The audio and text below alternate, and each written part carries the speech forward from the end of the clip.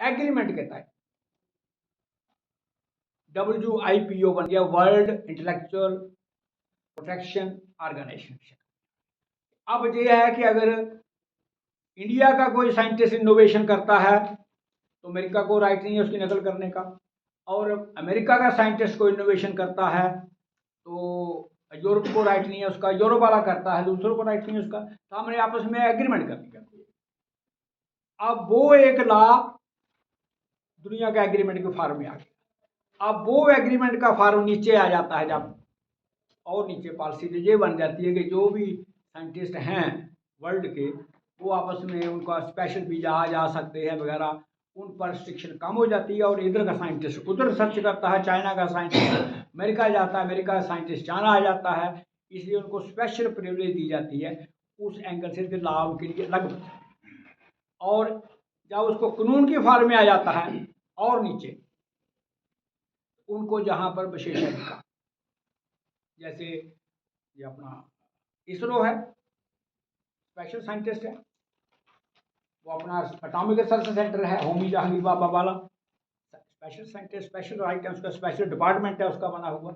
इसका मतलब वो जो कानून हमारा एक्ट बनता है वो कहाँ, वो 1883 वाला IPR, कहाँ वो 1974 वाला WIPO, और उसके बाद जो कानून के अंदर में फॉर्म आ जाता है तो हमारे यहाँ इसरो एक्ट बन जाता है, स्पेस एक्ट बन जाता है, जो कोई और या नासा बन जाता है एक्ट, वहाँ वो अलग इस फॉर्म में है। इसरो हमारा है और पाक अमेरिका का नासा है, ये दोनों पर्टिकुलर है, हमारे कॉमन पॉइंट एक ही है दोनों।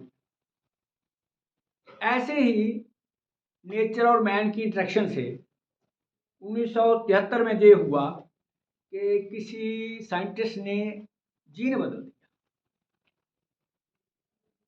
एक चीज का जीन दूसरे में डाल दिया और जस्ट हो गया। उसको उन्होंने पहले बोला LMO बोलो या GMO बोलो, लिविंग मॉडिफाइड ऑर्गेनिज्म, या जेनेटिकली मॉडिफाइड ऑर्गेनिज्म बोल दो आप, GMO बोलो या LMO बोलो। ये 1973 की बात है जी, एक जगह साइंटिस्ट में हुआ, शायद अमेरिका में हुआ। उसके बाद जब उनके ये पता लगा अब चीज़ों को, जीन को बदल सकते हैं, इधर उधर कर सकते हैं, तो फिर एक एग्रीमेंट हुआ, वो हो गया 2000 में, वो है कार्टेशियन प्रोटोकॉल एग्रीमेंट।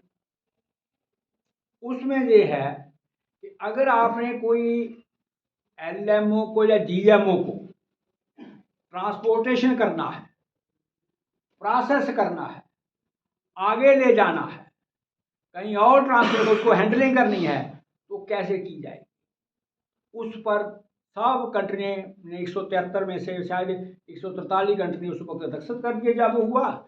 इसका मतलब कि वो जो एक साइंटिस्ट ने इनोवेशन की थी नेचर और मैन की इंटरेक्शन से कि हम जीन बदल सकते हैं, जिसमें LMO बन गया, GMO बना दिया। अब GMO का व्यापार करने के लिए पहले उन्हें ये नहीं कहा कि हम व्यापार करें, कोई नहीं आया व्यापार करने के ना, पहले उन्हें कार्टेशियन प्रोटोकॉल कि हाँ इसको ट्रांसपोर्ट कैसे किया जाए, कैसे ले जाया जाए, कहाँ ले जाया जाए, एक शहर से दूसरे शहर में ले जाना हो क्या शर्तें चाहिए। और फिर जब उसको और बड़ा रूप दिया 2010 में एक और एग्रीमेंट किया, वो है नगोहा एग्रीमेंट प्रोटोकॉल कार्ड। नगोहा एग्रीमेंट में ये है कि अगर किसी का कोई परंपरागत ज्ञान है, जैसे हल्दी वाला किया था पेटेंट, हमने प्रोटेस्ट किया था, किसी का परंपरागत ज्ञान है, उस परंपरागत ट्रेडिशनल नॉलेज को अगर कोई साइंटिस्ट इनोवेशन करके अपने एंगल से करता है तो जिन लोगों का ज्ञान है उसको उसका बेनिफिट शेयरिंग मिलनी चाहिए। ये 2010 में नगोहा एग्रीमेंट हो गया। उसके बाद खुला है जाकर के अगला चैप्टर, एक जेनेटिकली मॉडिफाइड मटेरियल 2000 के बाद आना शुरू हो गया। बेनिफिट कितना मिले कितना नहीं मिले, कौन ले कौन नहीं ले, वो 2010 के बाद। उसके बाद सारा कंपनियां GMO वगैरह सारा वगैरह वो कर। अब भाई कब आया GMO? 2000 के बाद ही आया है, 2000 के बाद ही आया। हाँ 2000 के बाद ही ये ब्यूटी कॉटन आया है ज़्यादा पॉपुलर। उसके पहले इलीगली आया होगा तो बात नहीं है, पर लीगली जब वो कार्टिन एग्रीमेंट हुआ कि जेनेटिकल मॉडिफाइड बीज को या ऑर्गेनिज्म को कैसे ट्रांसपोर्ट किया जाए, कैसे हैंडल अप किया जाए, वो सारा कानून बनने के एग्रीमेंट होने के बाद वो कानूनी फॉर्म में जब हमारे यहाँ आया, तो जब हमारे यहाँ ला बन गया कि बीटी काटन अलाउड है खाने के लिए, नहीं बीटी काटन।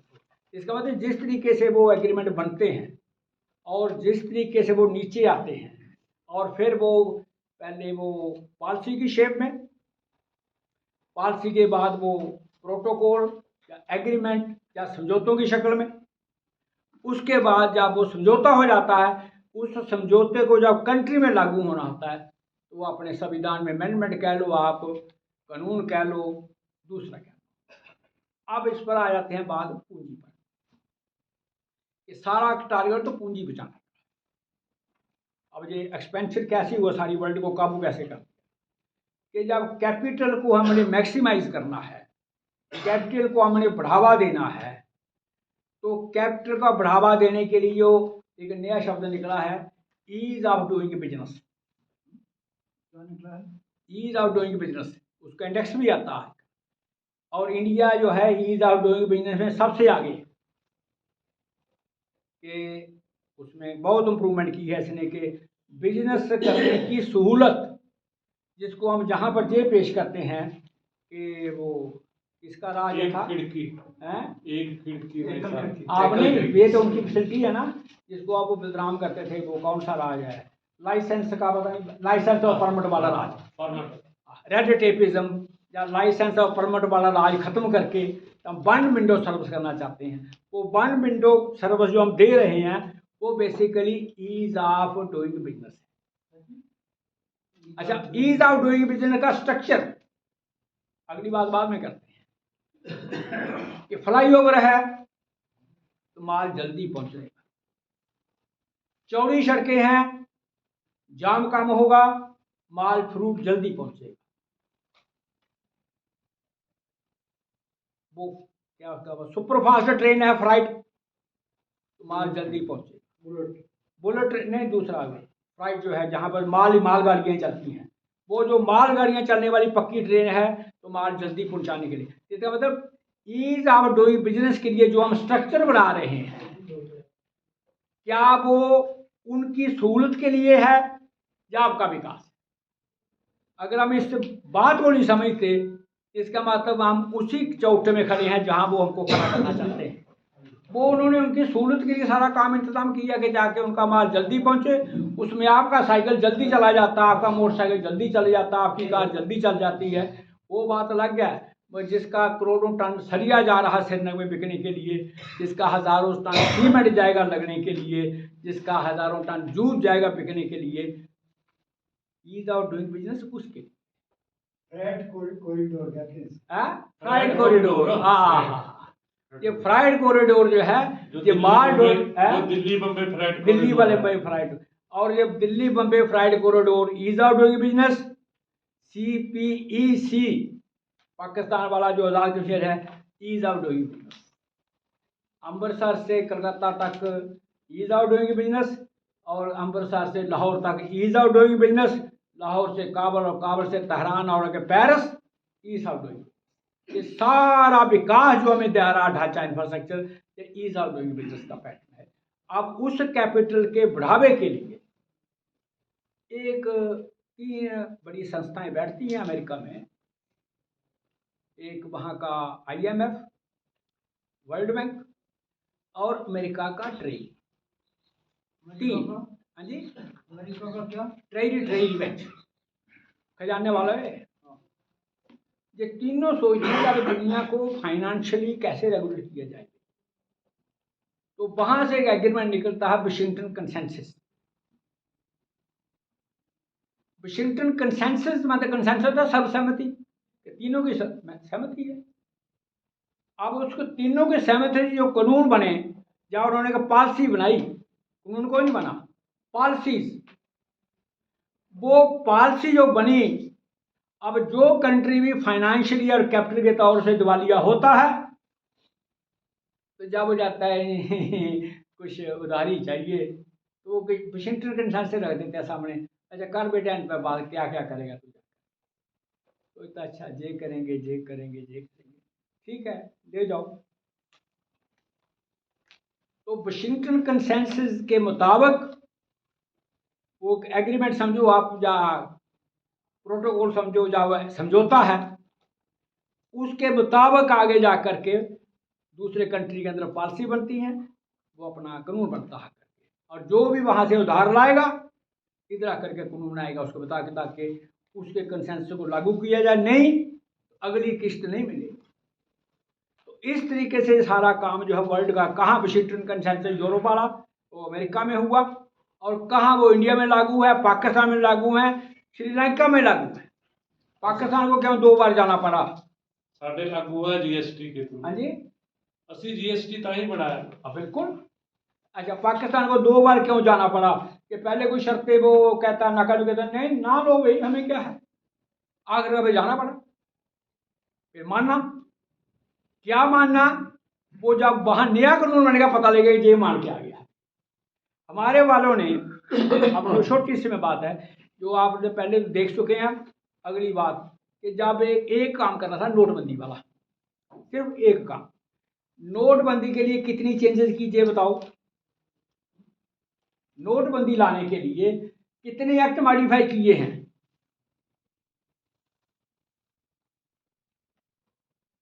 नहीं साथी, वो इलेक्टोरल बॉन्ड के लिए गलती है। इलेक्टोरल बॉन्ड के लिए कितने एक्ट मॉडिफाई करना पड़े? इनकम टैक्स एक्ट मॉडिफाई करो, इनकम टैक्स एक्ट मॉडिफाई करो, इलेक्शन वो जो है कमीशन का एक्ट मॉडिफाई करो, पार्टी प्रिविलेज का एक्शन मॉडिफाई करो, दूसरा फॉरेन फंडिंग का एक्ट मॉडिफाई करो, ट्रांसपेरेंसी का एक्ट मॉडिफाई करो, ये 4 रिजर्व बैंक ऑफ इंडिया का एक्ट मॉडिफाई करो, ये 4-5 एक्ट मॉडिफाई करने के बाद इलेक्टोरल बॉन्ड बना। एक एक्ट बनाने के लिए जब आपको 5 जगह लूपहोल उनके प्लग करना पड़ते हैं, तब जाकर के आप कानून बना पाते हैं। देखो पॉलिसी एक आ गई कि इलेक्टोरल बॉन्ड बनना चाहिए, मतलब उसके पहले आपको ग्राउंड वर्क करना पड़ता है। ऐसे ही एक काम सिर्फ ये है कि आपको कैपिटल को बढ़ावा देना है, और कैपिटल को मैक्सिमाइज करने के लिए इनको क्या करना पड़ा वो आपके सामने है। कि पहली बात कि लैंड एक्विजिशन एक्ट बदला नहीं बदला, या नहीं बदला? बदला 2013 में बदला। क्यों बदला? क्वेश्चन आपके साथ। लैंड यूज चेंज बदला नहीं बदला? अच्छा, इन्वायरमेंट इंपैक्ट असेसमेंट चेंज हुआ ना 19 में? सोशल इंपैक्ट असेसमेंट स्क्रैप कर दो। एक कम्युनिटी को जब आप उठाते हो कि जहाँ से ही कि जाट कम्युनिटी को के 1000 गांव उठा दिए और इधर बखेर दिए, इधर बखेर दिए, इधर बखेर दिए, उस कम्युनिटी पे सेपरेट होने से क्या इम्पैक्ट पड़ता है, ये असेसमेंट ही खत्म कर दो आप। कोई प्रोजेक्ट बनने से, कोई इंडस्ट्री लगने से इन्वायरमेंट इम्पैक्ट असेसमेंट को तो ढीला कर दिया, सोशल इम्पैक्ट असेसमेंट को स्क्रैप कर, जरूरत ही कोई नहीं। पैसे दुनिया है, हर जगह आदमी जाएगा पैसे कमाए काम करे। तो सोशल इम्पैक्ट का स्क्रैपिंग उसी ईज आउट डूइंग बिजनेस या कैपिटल मैक्सिमाइजेशन, और ये जो लैंड यूज लैंड एक्विजिशन का उसी के, लैंड यूज चेंज उसी के, ये मल्टी क्रॉपिंग जो ज़्यादा क्रॉप वाली फसल को प्रोजेक्ट में ले लेना उसी एक्ट के तहत, और जंगल कटवाई के लिए कि कोई जरूरत नहीं किसी को पूछने के लिए, तो फॉरेस्ट कंजर्वेशन एक्ट मॉडिफाई करो। कहीं भी रोड जंगल के बीच में ले जानी है और जीव जंतुओं को डिस्टर्बेंस होती है ना, हार्न बजते हैं, लाइट जलती है, तो उसके लिए उन्होंने बायोडाइवर्सिटी एक्ट मॉडिफाई कर दिया। तो जितने भी एक्ट मॉडिफाई हुए हैं वो सारे इस डायरेक्शन से हुए हैं कि ईज ऑफ डूइंग बिजनेस या कैपिटल मैक्सिमाइजेशन कैसे किया। उनकी एक तांता ये है कि जब ये बात कैपिटल मैक्सिमाइजेशन की आती है, अब ये हमारे यहाँ ढांचा कैसे ढलता है। तो कैपिटल की प्रोटेक्शन के लिए चाहिए क्या? सिक्योरिटी, फौज। कैपिटल तो रखेंगी कंपनी है, उसको विशेषाधिकार चाहिए कंपनी एक्ट के तहत। पहली कड़ा कि कंपनी जो पैसा कमा रही है, पैसा बना रही है, उसकी प्रोटेक्शन के लिए हर कंट्री ने बनाया हुआ है कंपनी एक्ट। वो कंपनी एक्ट कितना सख्त है, कितना ढीला है, कितना टाइट है, वो हर कंट्री के कंपनी फंक्शन पर डिपेंड करता है। और कंपनी एक्ट हर कंट्री का अपना अपना बनाया हुआ लॉ एक ही है कि आपने पैसा कमाने वाले इंस्टीट्यूशंस को, पैसा बनाने वाले इंस्टीट्यूशंस को प्रोटेक्शन देनी है, और वो प्रोटेक्शन की फॉर्म है कंपनी का। बिजनेस की पहुंच, बिजनेस को बढ़ावा देना है। किसको? बिजनेस हाँ। मतलब बिजनेस की पहुंच को बढ़ावा देना, उनको सुरक्षा नहीं। अब सुरक्षा की बात है, सुरक्षा और सुरक्षा लगी कानून के। हमारा जो कंपनी एक्ट है, हो सकता है अमेरिका से थोड़ा 1-2 लाइन का फर्क हो, पर्पज एक है। पाकिस्तान का कंपनी एक्ट हमसे थोड़ा डिफरेंट हो, चाइना का कंपनी एक्ट हमसे थोड़ा डिफरेंट हो, मगर है सारे कंपनी एक्ट कंपनी की प्रोटेक्शन के।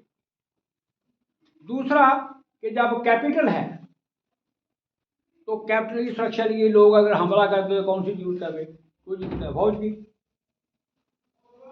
तो कंपनी को या कैपिटल को मेन खतरा है पब्लिक से, कि जिनका पैसा निचोड़ा हुआ है, उनके नेचुरल सोर्सेस छीने आपने, उनका ह्यूमन सोर्स निचोड़ के रख दिया है, उनको गरीब करके छोड़ा है, वो तो शिकवा करेंगे। उस शिकवे का मुकाबला करने के लिए बाहर एक किलाबंदी चाहिए, बोला कि वो किलाबंदी है आर्मी। और आर्मी को विशेषाधिकार दिया हुआ स्पेशल हमें, वो है कोर्ट मार्शल। कि कोई भी आर्मी गलती करे उसको सिविल कोर्ट में ट्राई नहीं कर सकती। दुनिया का जितनी फौज है, 183 कंट्री, 183 आर्मी इंडिपेंडेंट है, 183 आर्मी अगर पब्लिक से गलती करें, उनका ट्रायल आर्मी कोर्ट में होगा। जैसे इंडिया का देख लो आप, अभी है ना, तो कोर्ट ऑफ इंक्वायरी बैठा नहीं है ना, कोर्ट ऑफ इंक्वायरी अभी जो ये जम्मू कश्मीर में केस हुआ है, तो कोर्ट ऑफ इंक्वायरी बैठा है, मतलब कि आर्मी इंक्वायरी करेगी, उसके बाद उनको देखेंगे, लेट ऑफ हो गए तो ठीक है, अगर ज़्यादा केस सीरियस है तो कोर्ट मार्शल सोचेंगे, उसमें बरी हो जाएंगे, क्या होगा, बस सिविल कोर्ट में ट्राई होगा। ये विशेषाधिकार पॉलिसी के कैपिटल को प्रोटेक्शन देनी है, और कंट्री के अंदर वो कानून है, उस कानून को ताम झाम पढ़ाने के लिए आपके सामने विचार के तौर पर वो अलग से आएगी कि विचार के तौर पर आपको क्या किया जाता है, वो अलग है। पर उसके लिए कानून जो है कि हर जगह आर्मी को, वर्ल्ड में, यूके हो, यूरोप हो, इंडिया हो, चाइना हो, पाकिस्तान हो, हर जगह आर्मी को विशेषाधिकार है, वो है कि अपना फैसला खुद करें, अंदर वो सिविल में आने की जरूरत कोई नहीं है।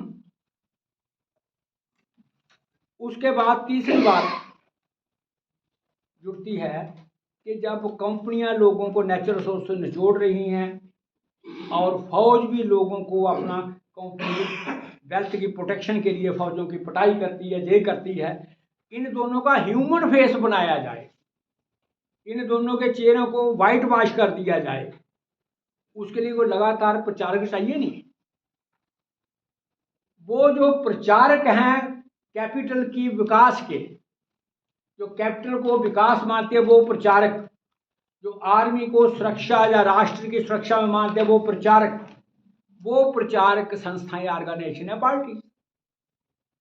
पार्टीज एक वो इंस्टीट्यूशन हैं जो कारपोरेट एजेंडे की कैरियर है। कैरियर कह रहा हूं मैं, कैरियर होता है जैसे कि आपके पीछे ट्रॉली है तो आगे ट्रैक्टर है, पीछे ट्रॉली है, वाहक। ट्रॉली की अपनी पार्टनर कोई नहीं है, अगर उसको इंजन ना लगे ट्रैक्टर वाला, तो अगर पैसा ना इनके पास हो तो ये कुछ नहीं कर सकते। हाँ, एक चीज इनकी है कि ये बातें कर सकते हैं, कंपनी की सारी नेगेटिव बातों को ये आपके सामने विकास के रूप में पेश करेंगे।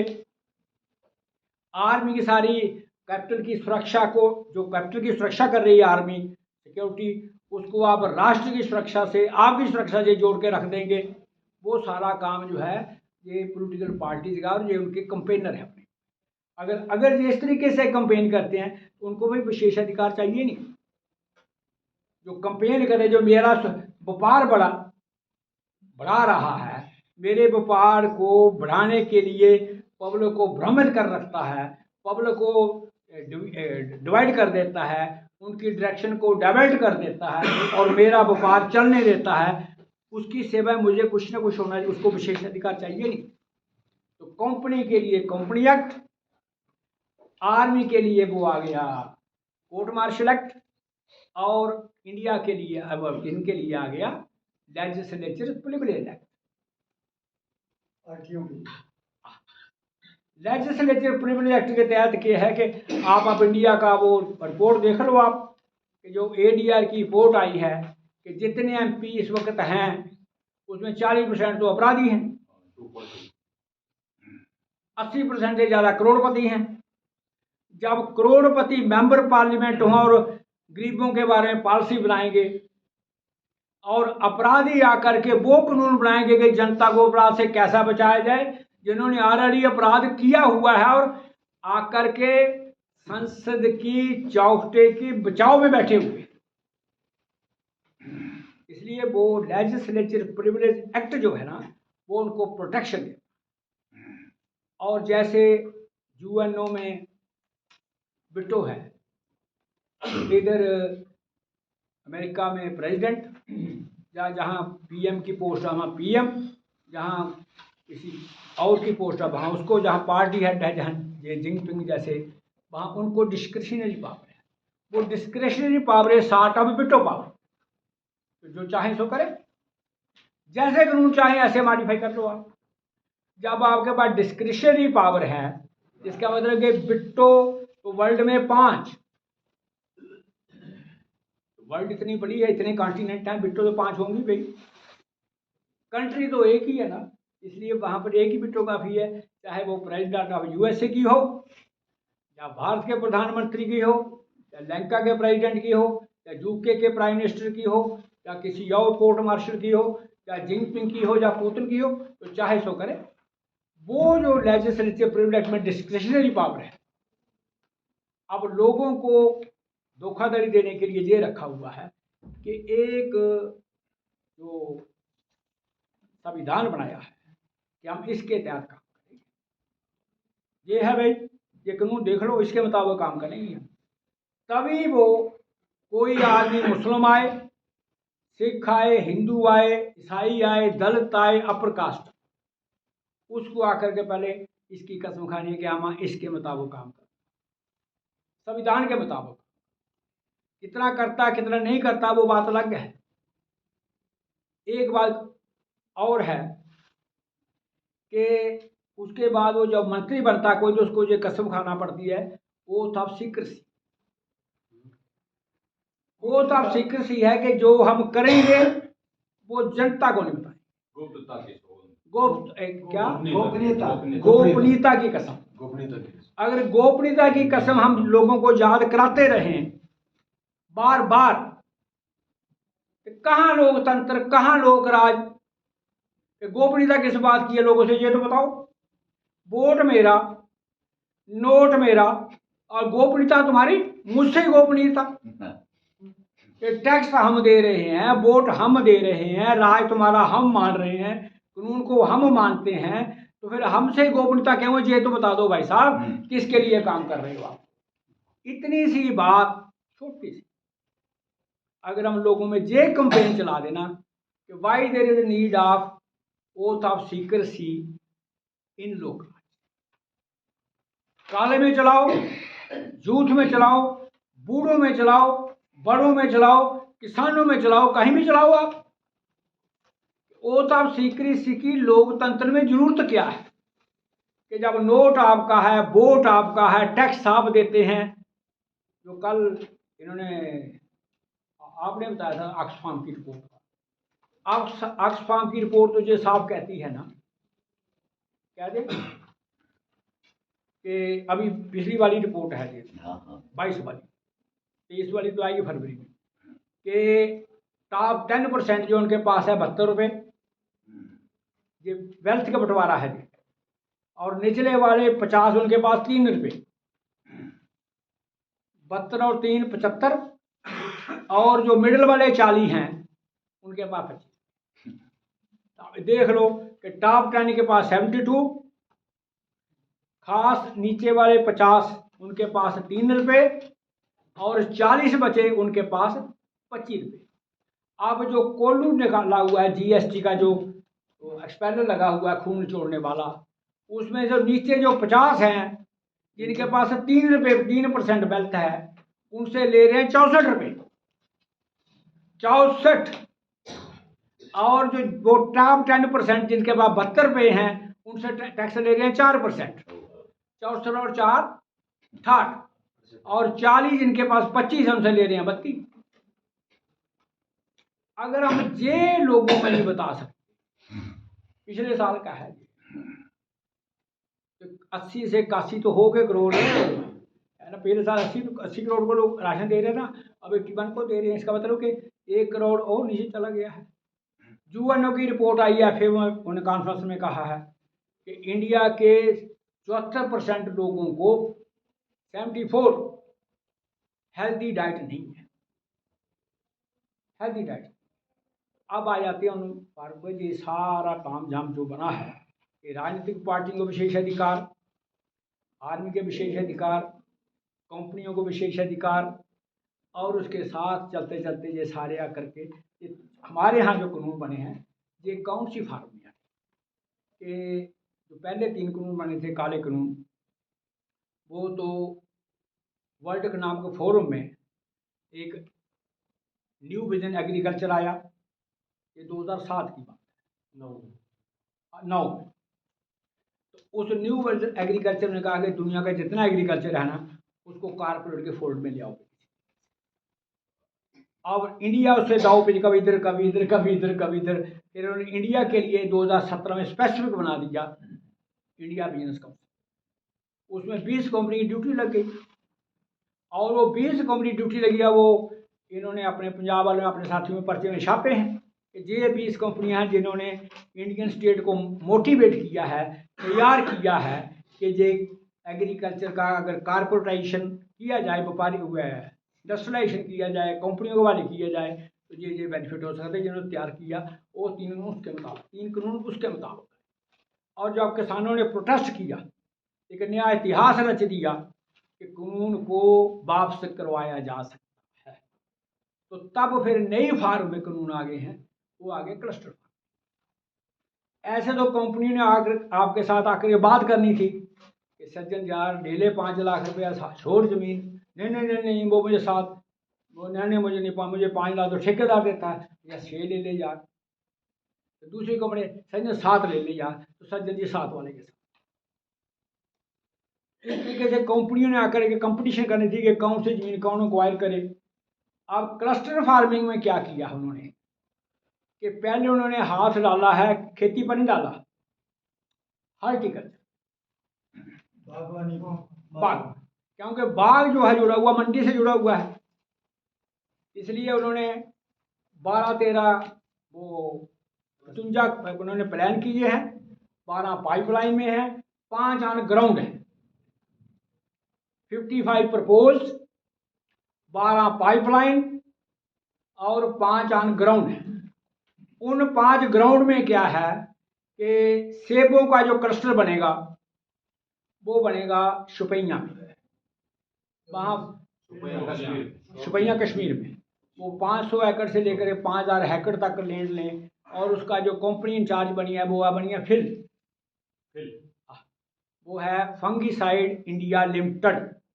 ये अल्ताफ बुखारी की जगह है, जो अपनी पार्टी के है ना, उसका मालिक। अब उस कंपनी को कंट्रैक्ट दे दिया है कि तुम जहां पर आकर के क्लस्टर फार्मिंग। ऐसे ही आमों का वो महबूब नगर में, ऐसे ही ग्रेप्स का महाराष्ट्र में, ऐसे ही बनाना का कर्नाटका में, और ऐसे ही हल्दी का है वो नॉर्थ ईस्ट में है ना, हिल्स, वो जंतिया हिल्स, वहाँ की हल्दी की खास क्वालिटी है, वहाँ वो हल्दी। अगर हल्दी है तो इसका, हाँ जी, मेघालय, तो वो मेघालय में जो जयंतिया हिल्स है वहाँ की हल्दी खास वैरायटी है, वहाँ तो उसका क्लस्टर बनेगा। अब दे देखो 2-4 तो फ्रूट आ गए, एक मसाला आ गया। अगली बार कहीं अगर जीरे की बात आ जाए या कहीं और की आ जाए, इसका मतलब क्लस्टर फार्मिंग जहाँ भी की जा सकती है। उसके बाद अगला जब एग्रीकल्चर उधर आ गया, मसाले उधर आ गए, फिर बात आ सकती है कि अब खेती को भी कर लो यार, ऐसे ही फूड ग्रेन को भी फूड ग्रेन को कर लेते हैं, तो एक फूड ग्रेन करेंगे या 2 कर लेंगे। इस तरीके से वो क्लस्टर फार्मिंग के पैटर्न से दोबारा कारपोरेटाइजेशन आपके यहाँ द्वारा दरवाजे पर आ गई। और वो एजेंडा वो एक ही है, वो है WTO वाला 1995 वाला, वो जब उन्होंने IPR हुआ है, इंटेलेक्चुअल प्रॉपर्टी राइट लाया हुआ था कि आप किसी की GM के मॉडिफाइड फूड को इधर आप उसका सीड ग्रो नहीं कर सकते, जिसका किस्सा आपको जहाँ मिला था गुजरात में कि पेप्सी का आलू गुजरात में लगवाया था, ज़्यादा तो नहीं हो गया टाइम?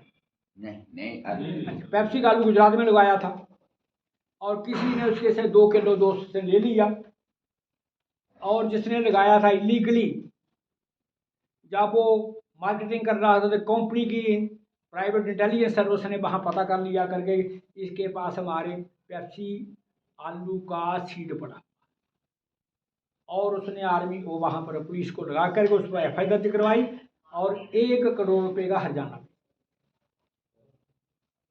ये ताकत है कंपनियों की, ये ताकत है पेटेंट की, ये ताकत है इंटेलेक्चुअल प्रॉपर्टी राइट की। कि आपने कंपनी के इंटेलेक्चुअल प्रॉपर्टी राइट या पेटेंट राइट को तोड़ा, कि कंपनी की परमिशन के बगैर मैं उसका बीज लगा दूं और बेचूं, मेरी जे मजाल। भारत सरकार, गुजरात सरकार ने उसको दिया था, फिर लोगों ने प्रोटेस्ट किया, हल्ला किया, फिर उन्होंने कहा यार कंपनी चला देंगे, कंपनी छोड़ देंगे, केस विड्रॉ कर लें, तो वो कंप्रोमाइज। ये सिर्फ एक दर्शन है कि कंपनियों की कितनी ताकत है। और ये जो हमारे प्रधानमंत्री बोलते हैं maximum minimum government maximum governance, वो गवर्नेंस नहीं है, वो ये है कि मिनिमम गवर्नमेंट मैक्सिमम कारपोरेटाइजेशन। अधिक से अधिक हम कारपोरेटाइजेशन को करेंगे तो कारपोरेशन की ताकत तो पेप्सी कोला की एग्जांपल से आपके सामने, पेप्सी कोला की ताकत थी, वो 1 करोड़ तो किसान अपना 10 जन्म नहीं भुगत कर सकता, इतना जुर्माना पाना हो, या सारी उम्र जेल में मरेगा, जब पेप्सी कोला से माफीनामा मांगेगा, बच्चों को आगे लिख के दे जाएगा 10 पीढ़ी तक कोई आदमी कंपनी से गड़बड़ी करेगा तो मारा जाएगा। इसका मतलब यह है कि जब इस किस्म का कानून है इंडिया में, तभी कि FIR दर्ज हुई ना। इसका मतलब हमने कंपनियों के हक में कानून बनाया ना भारत ने, तभी गिरफ्तार हो, तभी उस पर FIR दर्ज हुई। इसका मतलब भारत ने उस विदेशी IPR को मानना ना, हमने उस कार्टिजन एग्रीमेंट को मानना, तभी GM का पेप्सी का आलू जहाँ आया।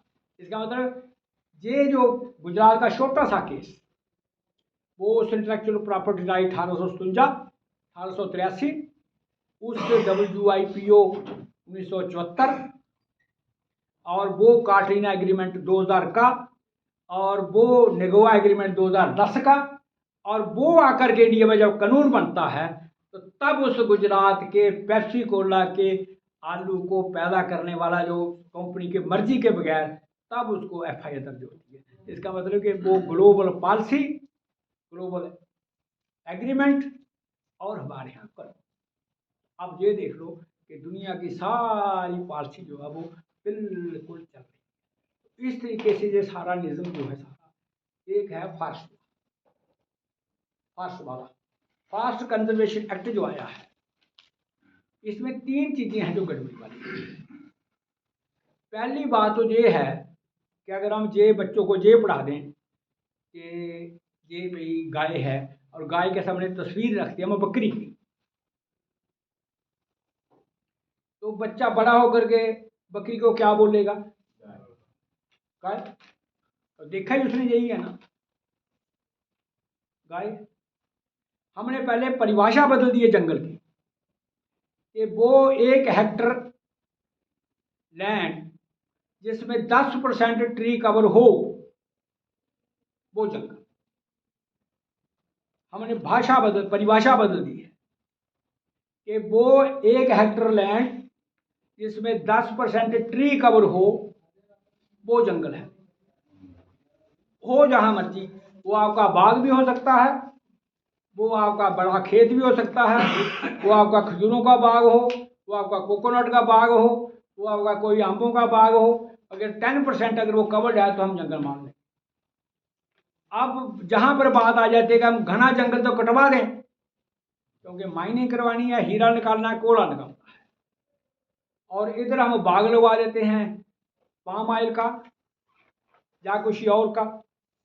उससे क्या होगा कि ट्री कवर तो बराबर हो गया और उधर अपना काम भी चल पड़ा।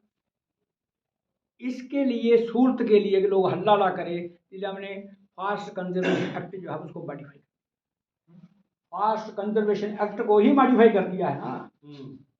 उसमें बदलाव ये ला दिया है कि कोई कहेगा डेंस जंगल है जी हमारा, नहीं काटो, इसका हमारा बदला काटो, बिल्कुल नहीं देंगे। हम कुछ भी कर सकते हैं कि अंडमान निकोबार का जो जंगल काटा गया, जहाँ पर उन्होंने वो बनाना है, जिसको हमने कभी कभी बोला था कि ये इको सेंसिटिव जोन है। हाँ जी, पाम ऑयल लगा रहे हैं। हाँ, इको सेंसिटिव जोन है वो।